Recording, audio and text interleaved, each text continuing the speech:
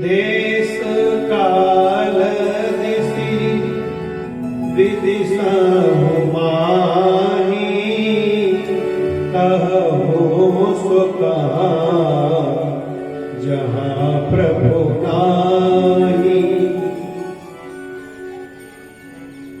हरि व्यापक सर्वत्र समाना प्रेम ते प्रगट होहि मैं जाना।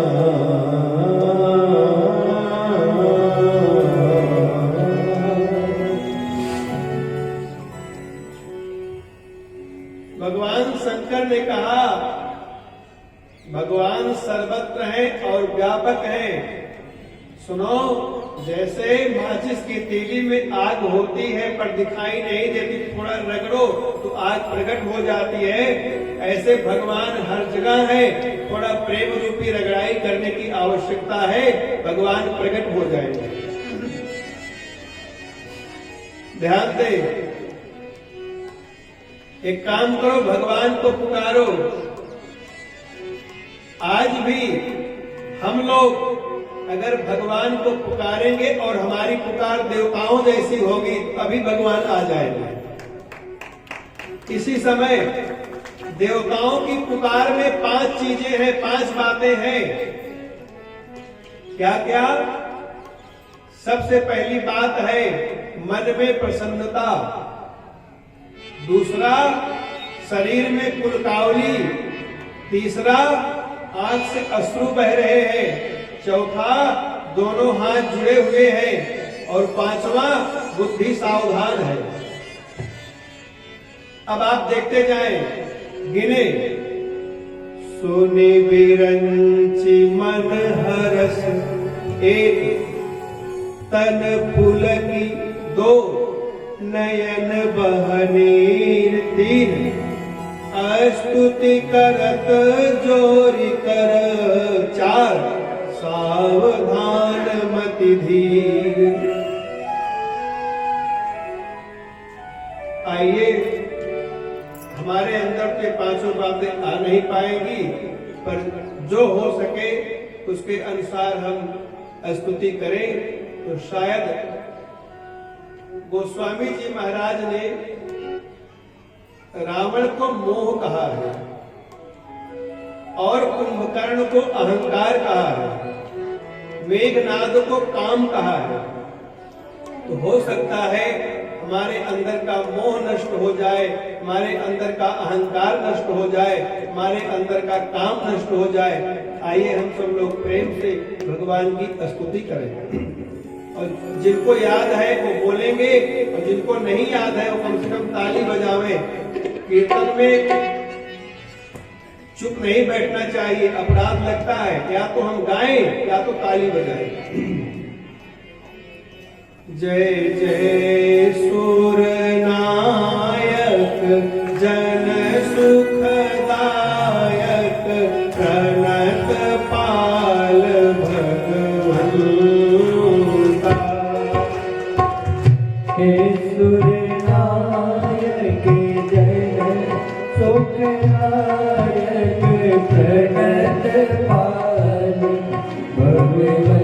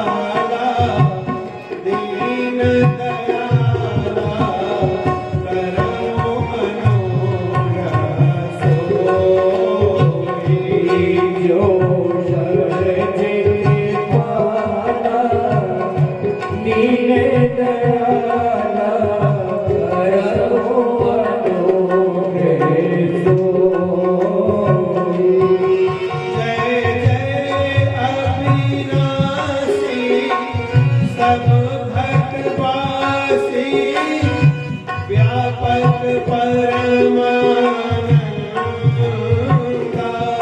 जेने अविनाशी सब भटवासी व्यापक परमानंदा अविगत गोपीतम चरित पुनीतम माया रहित मुकुंदा अविगत गोपीतम चरित पुनीतम माया रहित मुकुंदा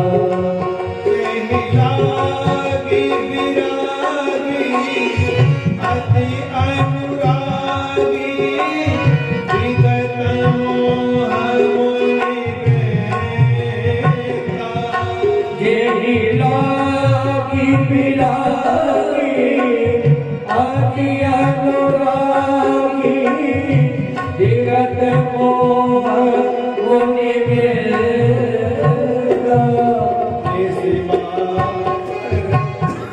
रामहि गुण गण गावहि जयति सच्चिदानंद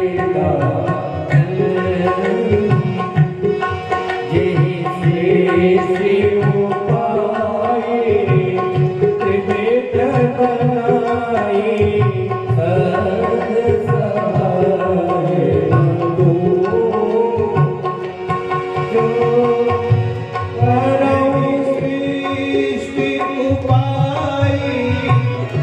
त्रिविध बनाई संग सहाय न दोजा सो करऊ अधाई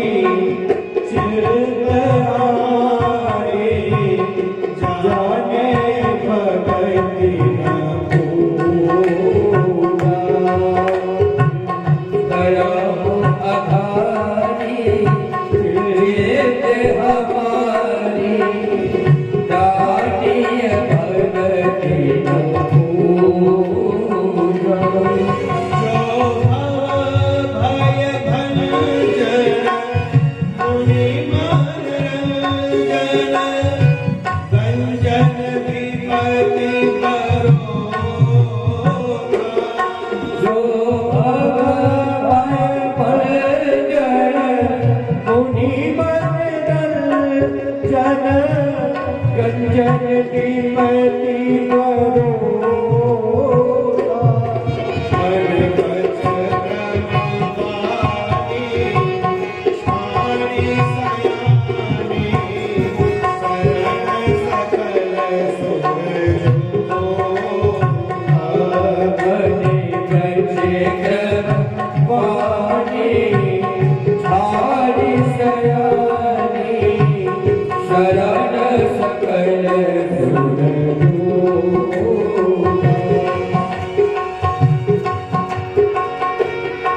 सारद श्रुति शेषा ऋषय अशेषा जाता हूँ कौन नहीं जाना शारद श्रुति शेषा विषय शेषा जाकहु को नहीं जाना दीन प्यारे वेद पुकारे हम सोते दीन प्यारे निज पुकारे प्रभु से भगवान सब पारिधि मंदर सब विधि सुंदर गुण मंदिर सुख पुंजा भगवान दे बलदर सब विधि सुंदर गुण मंदिर सुख पुंजा मुनि सेव सकल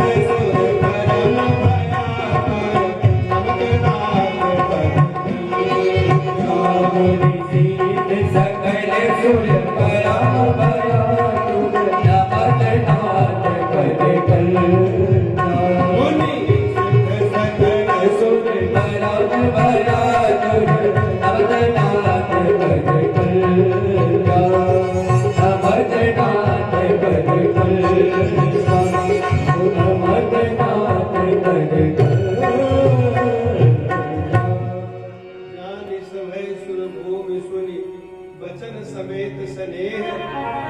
गिरा गंभीर भई हरन शोक संदेह।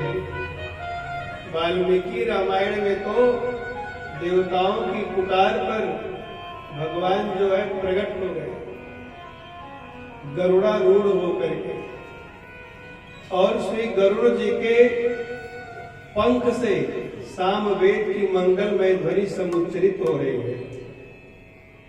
भगवान अपने काले काले घुंघराले बाल को पीछे की ओर झटकती हुई, पीले पीले पीतांबर को फहराते हुए, मंद मंद मुस्कुराते हुए देवताओं के मध्य में प्रकट हो गए। भक्त को भगवान को पुकारने में देरी है, लेकिन भक्त को आने में तनिक भी देरी नहीं है।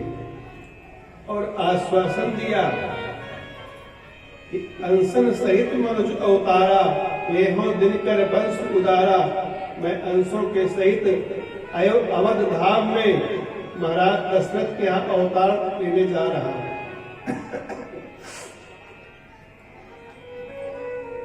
आश्वासन दिया। आइए हम लोग मन से जो है वैसे तो एक बात बताएं, इस समय यह भी स्थान अयोध्या बन गई है या बन गया है, क्योंकि अवध कहां से राम निवासु, तो राम जी की कथा हो रही है और श्री रामचरित मानस के रूप में साक्षात भगवान ही विराजमान नहीं है। तो इनके पावन सानिध्य में हम कथा कह रहे हैं, आप श्रवण कर रहे हैं, श्री अवध में ही बैठे हैं। तो महाराज दशरथ के पास, अच्छा एक बात और, रामचरितमानस में 2 पात्र ऐसे हैं जिनके नाम के पहले 10 संख्या का प्रयोग है। एक तो महाराज दशरथ और दूसरे महाराज दशमुख।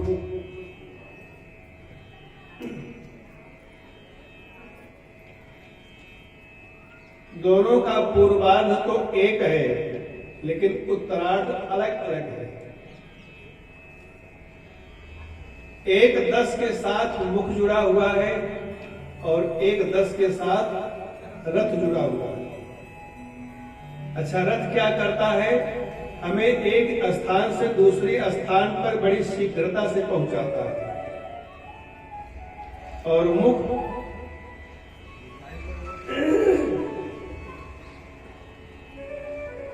तो जिसकी 10 इंद्रियां अबाध गति से रथ की तरह परमात्मा की ओर दौड़े, वह तो महाराज दशरथ है। और जिसकी 10 इंद्रियां भोग की तरफ दौड़े, वह महाराज दशमुख है। दोनों बहुविवाहवादी हैं।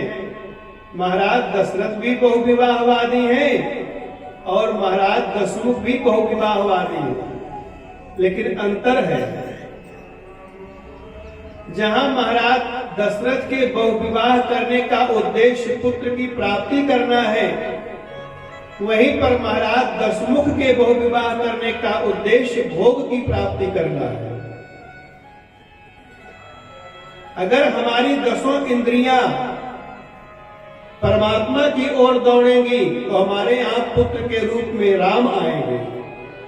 अगर हमारी 10 इंद्रियां भोग की ओर दौड़ेंगी तो हमारे यहाँ पुत्र के रूप में काम आएगा। जहां महाराज दशरथ के यहाँ श्री राम आए, वहीं महाराज दशमुख के यहाँ मेघनाद आया और मेघनाद को काम कहा गया।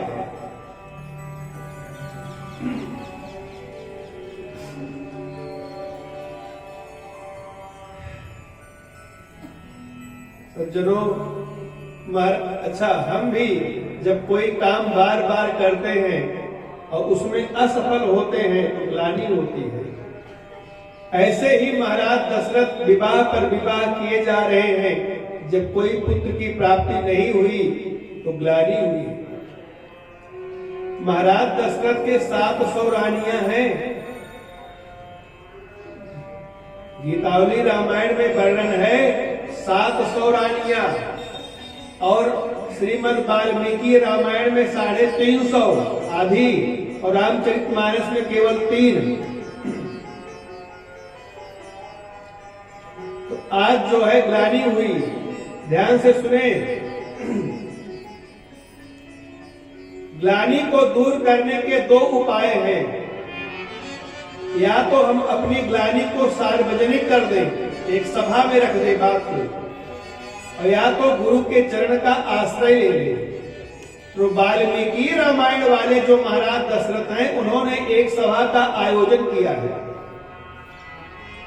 और रामचरितमानस वाले महाराज दशरथ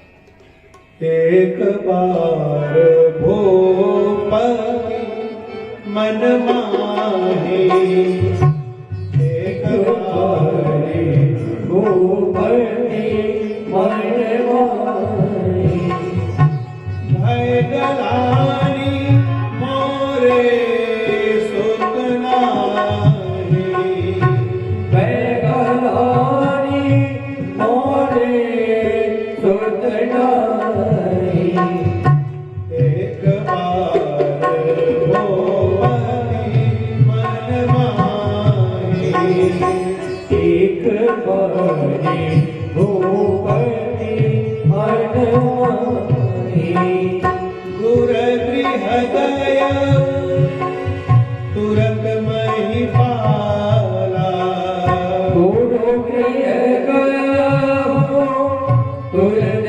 महिपाला, चरण लागे कर विनय विशाला, चरण लागे कर विनय विशाला, कर विनय विशाला। एक बार भूपति मन माही, भय गलानि मोरे सुत नाहि। तो मोरे सुत नाहि कहने का भाव ध्यान इधर रखें। सुत जो है, पुत्र 3 प्रकार के होते हैं। एक भाव पुत्र, दूसरा नाद पुत्र और तीसरा रेतस पुत्र। भाव पुत्र उसे कहते हैं जैसे हमने भावना से किसी को अपना पुत्र मान लिया, वो भाव पुत्र। नाद पुत्र जैसे गुरु की सारी संपत्ति पर शिष्य का अधिकार होता है, तो शिष्य गुरु का नाद पुत्र है। और तीसरा है रेतस पुत्र, जो स्वयं से उत्पन्न हो और वंश को आगे बढ़ावे। महाराज दशरथ के भाव पुत्र भी हैं, नाद पुत्र भी हैं, लेकिन वंश को बढ़ाने वाला कोई पुत्र नहीं है। इस बात की ग्लानि हुई।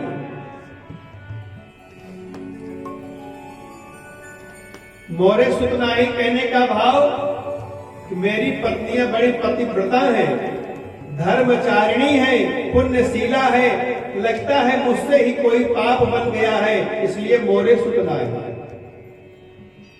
मेरे गुरुजनों को पुत्र है, मोरे सुत नाहि। मेरी प्रजाओं को पुत्र है, मोरे सुत नाहि। तो महाराज दशरथ किसी डॉक्टर के पास नहीं गए, किसी वैद्य के पास नहीं गए, किसी ओझा सोखा के पास नहीं गए, किसी तांत्रिक के पास नहीं गए। गुरु गृह गयो तुरंत महिपाला, चरण लाग कर विनय विशाला, चरण को पकड़ लिया और रोने लगे। आज जब संतों के यहाँ जाते हैं तो अपना दुखड़ा तो रो देते हैं, लेकिन सुख नहीं बताते। कहीं महाराज कुछ मांग न ले, कुछ कह न दे। यहाँ पर महाराज दशरथ ने अपना दुख भी सुनाया है, सुख भी सुनाया है। निज दुख सुख सब गुरहि सुनायो। तो किसी ने महाराज दशरथ से पूछा कि महाराज आपको दुख सुख दोनों सुनाना ही था, तो पहले सुख सुना देते, पहले दुख क्यों सुनाया? बोले भैया, पुत्र के विरह से मैं इतना विरहित था कि मेरे मुंह से दुख निकल ही गया, इसमें मेरा कोई कपट नहीं है। निज दुख सुख सब गुरहि सुनायो। आज जब महाराज दशरथ ने अपना निष्कपट हृदय गुरु जी के सामने खोल करके रख दिया तो गुरु जी ने आशीर्वाद दिया, राजन आप एक पुत्र के लिए जो रहे हैं, आप तो 4 पुत्र होंगे, इसके लिए धैर्य धारण करो। धरहु धीर होई सुखचारी और ऐरु गैरु नथु खैरु बुद्धू पच कल्याणी नहीं होंगे, भुवन विदित भगत भयहारी। मतलब इशारा है साक्षात भगवान ही आएंगे, ये भी इशारा है। अब तो महाराज दशरथ चले गए और गुरु वशिष्ठ जी ने सारा काम संभाल लिया। ऋषि श्रृंगी को बुलाया और पुत्र कामेष्टि यज्ञ करवाया। उसके पहले अश्वमेध यज्ञ हुआ है सज्जनों, यज्ञ हुआ और भगत सहित मुनि आहुत दीने। हाँ, अभी यही बढ़िया ठंडी पड़ने लग जाए तो सारी भक्ति खत्म हो जाएगी, सब भागेंगे। हाँ, लेकिन भगत सहित मुनि आहुत दीने प्रगटे अग्नि चरु कर लीने। अग्निदेव जो है सोने के कटोरे में खीर लेकर के प्रकट हुए, वशिष्ठ जी के हाथ में दिया और तुरंत अंतर ध्यान हो गए। तुरंत वशिष्ठ जी ने महाराज दशरथ को दिया कि आप इसको अपनी रानियों में बांट दो। अब जरा आप बंटवारा सुने, मैं आप लोगों को पुराने जमाने के अनुसार समझा रहा हूं कैसे बंटवारा हुआ है। परसेंट तो हमको आता भी नहीं है। मान लीजिए खीर जो है 16 आना है, ठीक है, 16 आना, तो अर्ध भाग कौशल्य ही दीना। मानस के अनुसार आप देखें तो 8 आना दिया कौशल्या जी को, उससे आए श्री, बोलिए, अरे राम जी का भी नाम लेने में कठिनाई हो रही, जोर से बोले, राम जी। अब उस 8 आने के फिर 2 भाग किए, 4 आना, तो 4 आना दिया महारानी कैकेयी को, उससे आए श्री, और जोर से बोलिए, भरत जी। अब बचा 4 आना, फिर 4 आने के 2 भाग किए, 2 आने के, तो 2 आना दिया महारानी कौशल्या के हाथ पर और 2 आना दिया महारानी कैकेयी के हाथ पर। अब तुम दोनों सुमित्रा का सम्मान करो दे करके। तो महारानी कौशल्या जी ने जो अपना 2 आना भाग दिया, उससे आए श्री लक्ष्मण, और महारानी कैकेयी ने जो अपना 2 आना भाग दिया, उससे आए श्री शत्रुघ्न जी। अब आप चौपाई का संदेह मिटा ले, जगत न मिले सहोदर भ्राता। इस तरह से खीर का बंटवारा हो गया और सारी रानियां जो है गर्भवती हो गई। कीर्तन कराई विधि गर्भ सहित सब नारी। संत ऐसा भी कहते हैं कि भगवान गर्भ में नहीं आते। कंस की कारागार में माता देवकी के सामने भगवान प्रकट हुए थे और अभी महारानी कौशल्या जी के सामने भी भगवान प्रकट ही होंगे। इसीलिए स्तुति हम लोग गाएंगे, भय प्रकट कृपाला। भगवान गर्भ में नहीं आते, लेकिन यहाँ पर लिखा है यही विधि जा दिन ते हरि गर्भ ही आए। ध्यान दें, हरि माने केवल भगवान ही नहीं होता है। हरि माने बंदर भी होता है, हरि माने जल भी होता है, हरि माने सांप भी होता है, हरि माने इंद्र भी होता है, हरि माने घोड़ा भी होता है। लेकिन यहाँ पर हरि माने वायु। कौशल्या कैकेयी सुमित्रा जी के पेट में वायु आ गया, वो गर्भवती जैसी लगने लग गई और अभी जब भगवान प्रकट होंगे तो वायु समाप्त हो जाएगा। जा दिनते हरि गर्भ ही आए, सकल लोग सुख संपत्ति छाए, मंदिर मह सब राज ही रानी।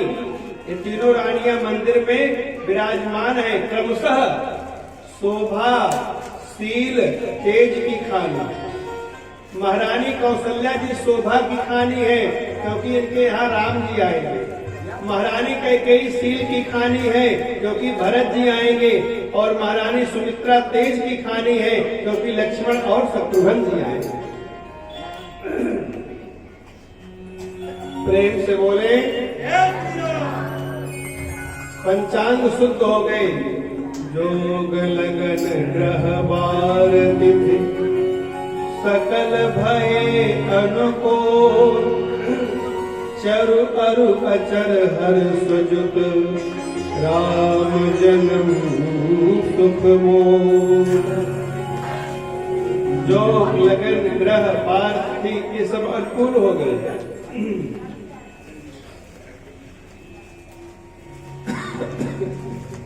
भगवान जो है बसंत ऋतु में आए। बसंत ऋतु में, ये बसंत ऋतु काम का सहायक है। तो जब ये बसंत ऋतु काम के साथ आता है तब तो ये हृदय में राग की सृष्टि करता है। और यही बसंत ऋतु जब राम जी के साथ आता है तो हृदय में अनुराग की सृष्टि करता है। भगवान बसंत ऋतु में आए, नवमी तिथि में आए। हाँ, एक बार साकेत में एक देवी भगवान श्री राम के चरणों में प्रणाम करके खड़ी हो गई और रोने लगी। भगवान ने कहा, देवी तुम कौन हो और क्यों रो रही हो? तो उस देवी ने कहा, मेरा नाम है नवमी, मैं नवमी तिथि हूँ। ज्योतिषी लोग मेरे पीछे पड़ गए हैं कि नवमी रिक्ता है, इसमें कोई काम मत करना। हे प्रभु, जब मैं इतनी ही बुरी थी तो मुझे क्यों बनाया? भगवान ने कहा, नवमी क्या तुम सच में रिक्ता हो? क्या तुम सच में खाली हो? उसने कहा, हाँ प्रभु। भगवान ने कहा, जो खाली होता है उसी को तो मैं भरता हूँ। जो कामनाओं से खाली होता है, जो वासनाओं से खाली होता है, उसी के पास तो मैं रहता हूँ। एक बात बताएं, आज दुनिया में भी जहां अपार दान आ रहा है वहां लोग ले जा करके दे देंगे। सामने वाले के लिए आप चाहे करोड़ दे दो, कोई महत्व नहीं है। और जहां वास्तव में जरूरत है वहां लोग नहीं देंगे। जबकि चाहिए यह कि जहां जरूरत है जरूरतमंद को दे। तो भगवान ने कहा, नवमी जो खाली होता है उसी को तो मैं भरता हूँ। भगवान और श्री जानकी जी दोनों के नेत्र मिले और दोनों ने आपस में निर्णय ले लिया। भगवान ने कहा, जाओ मैं नवमी तिथि में ही आऊंगा। जब भगवान ने कहा तो माता जानकी जी ने कहा, जब मेरे स्वामी नवमी तिथि में आएंगे तो मैं भी मिथिला में नवमी तिथि में ही आऊंगी। जैसे अयोध्या में राम नवमी मनाई जाती है, ऐसे मिथिला में जानकी नवमी मनाई जाती है। नवमी तिथि में आए। दूसरी बात, नवमी तिथि में क्यों आए, ध्यान दें। 9 का जो अंक है ना, वह पूर्ण अंक है। 9 से बड़ी संख्या नहीं होती है। ऐसे ही भगवान का अवतार भी एक पूर्णावतार है, इसलिए नवमी तिथि में आए। 9 की संख्या घटती बढ़ती नहीं है और सारी संख्याएं घटती बढ़ती हैं। 8 दूना 16, 1 6 7, 10 दूना 20, सीधा डबल। लेकिन 9 का गुणा करके आप जोड़ें तो 9 की 9 ही संख्या बनेगी, घटती बढ़ती नहीं है, पूर्ण संख्या है। 9 दूना 18, ध्यान से सुने। 1 8, 9 तिरिक 27, 2 7, 9 चौक 36, 3 6, 9 पचे 45, 4 5, 9 छक 54, 5 4, 9 7 63, 6 3, 9 8 72, 7 2, 9 9 81, 8 1, 9 10 90 तो आगे 0। 9 की संख्या पूर्ण संख्या है। भगवान का अवतार भी पूर्ण अवतार है, इसलिए भगवान नवमी तिथि में आए। नवमी तिथि मधुमास, मधु माने होता है मीठा। हम जीवों के जीवन में मिठास घोलने के लिए भगवान मधुमास में आए। शुक्ल पक्ष में आए और अभिजित मुहूर्त में आए, ठीक 12 बजे दिन में आए। मध्य दिवस अति शीत न घामा, न ज्यादा ठंडी है न ज्यादा गर्मी है। आज भी यही मौसम है, न ज्यादा ठंडी है और न ज्यादा गर्मी है। प्रेम से बोले।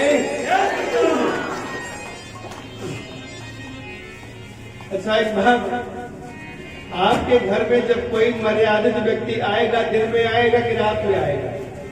दिन में। हमारे बचपन में जब नात रिश्तेदार आते थे तो वो अंधेरा होने से पहले पहुंच जाते थे, ये नियम था। लेकिन अब तो लोग 12 बजे रात को भी पहुंचते हैं। तो कोई मर्यादित व्यक्ति आएगा तो दिन में आएगा कि नहीं? तो कोई चोर आएगा तो? हमारे राम जी मर्यादा पुरुषोत्तम है, इसलिए दिन में 12 बजे आए, और भगवान माखन चोर है इसलिए रात्रि के 12 बजे आए। किसी ने कहा भगवान श्री कृष्ण को आना ही था तो अंधेरी रात में क्यों आए, उजियारी रात में आ जाते। तो हमारे गोस्वामी जी कहते हैं चोर को चांदनी रात अच्छी नहीं लगती है, चोर को तो अंधेरी रात ही अच्छी लगती है। चोरी चंदन रात न भावा, मध्य दिवस अति शीतल घामा, पावन काल लोक विश्रामा, शीतल मंद सुर वह बाऊ, हर्षित सुर संतन मन चाऊ। एक बात और देखें, आप ध्यान इधर ही रखें, अभी रुक जाइए भैया। प्रभु थोड़ा सा ध्यान दें, भगवान का अवतार अयोध्या में होने जा रहा है, लेकिन खुशियां जंगल में मनाई जा रही है। वन कुसुमित गिरगन मनियारा, जंगल में जो पुष्प के वृक्ष है, ताजे ताजे फूल खिला रहे हैं, पर्वतों से मणियां निकल रही हैं और नदियों से जो है अमृत जैसी धारा बह रही है। कि खुशियां जंगल में क्यों मनाई जा रही है? कि जंगल कहते हैं प्रभु आप भले ही जन्म तो अयोध्या में ले रहे हैं, लेकिन 14 वर्ष के लिए तो आप जंगल में ही आएंगे, इसलिए खुशियां जंगल में मनाई जा रही हैं। बरसे सुमन सुमंजुल साजी, कह गई गगन दुंदुभी बाजी। देवता पुष्प वृष्टि कर रहे हैं और जो है आकाश में दुंदुभी बज गई। थोड़ा आप लोग भी बजा दो, आप लोग ताली बजा रहे हैं।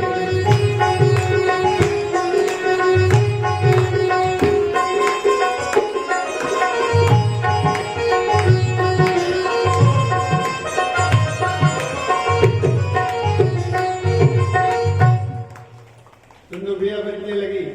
स्तुति करहि नाग मुन देवा, बहुत हिलावहि निज निज सेवा। सारे देवता भगवान की स्तुति कर करके अपने धाम चले गए। आप लोग ध्यान इधर ही रखें भाई, इधर ही, नहीं मैं भूल जाऊंगा। अब आप सोचिए, अभी भगवान आए नहीं है, आने वाले हैं और देवता स्तुति कर करके जा रहे हैं, पहुंचे निज निज धाम। अब इन देवताओं को अभागा कहा जाएगा कि नहीं? हम आपे से पूछ रहे हैं, भगवान आने वाले हैं और ये जा रहे हैं, इनको अभागा कहा जाएगा? कभी मत कहना।